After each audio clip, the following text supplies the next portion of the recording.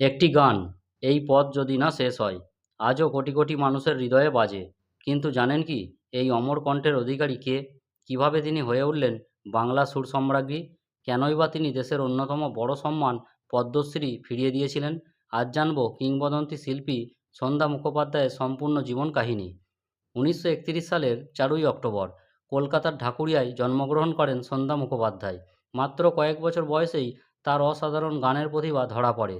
মাত্র ৭ বছর বয়স থেকেই তিনি ভারতীয় শাস্ত্রীয় সঙ্গীতের তালিম নেওয়া শুরু করেন। ১৯৪৮ সালে তার প্রথম রেকর্ড প্রকাশিত হয়। এরপর ধীরে ধীরে আকাশবাণী, রেডিও এবং চলচ্চিত্রে গান গাওয়ার সুযোগ পান। খুব অল্প সময়ের মধ্যেই তার কণ্ঠ মানুষের হৃদয়ে জায়গা করে নেয়।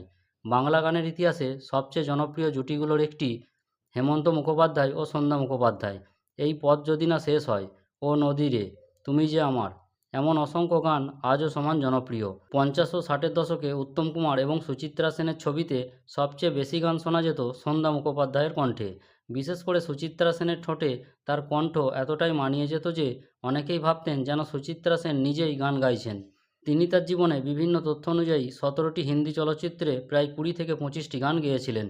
পরে অবশ্য তিনি মুম্বাই থেকে বাংলা এবং বাঙালির টানে কলকাতায় ফিরে আসেন ১৯৫২ সালে। সন্ধ্যা মুখোপাধ্যায় বিয়ে করেন কবি ও গীতিকার শ্যামল গুপ্তকে। দীর্ঘ সঙ্গীত জীবনে তিনি অসংখ্য সম্মানে ভূষিত হয়েছেন, যেমন বঙ্গবিভূষণ, বিএফজে সহ অনেক পুরস্কার। ২০২২ সালে ভারত সরকার তাকে পদ্মশ্রী পুরস্কার দেওয়ার ঘোষণা করে, কিন্তু তিনি সেই সম্মান নেননি, ফিরিয়ে দিয়েছিলেন। তিনি বলেছিলেন এই সম্মান তার আরও অনেক আগেই পাওয়া উচিত ছিল। তার এই সিদ্ধান্ত সারা দেশে আলোচনার বিষয় হয়ে উঠেছিল। ২০২২ সালের ১৫ই ফেব্রুয়ারি ৯০ বছর বয়সে তিনি শেষ নিঃশ্বাস ত্যাগ করেন। তার চলে যাওয়ায় বাংলা সঙ্গীত জগতে এক অপূরণীয় শূন্যতা তৈরি করে, কিন্তু শিল্পীরা কখনো হারিয়ে যান না, তাদের সৃষ্টি চিরকাল বেঁচে থাকে। সন্ধ্যা মুখোপাধ্যায় শুধু একজন গায়িকা নন, তিনি বাংলা গানের এক স্বর্ণযুগের নাম।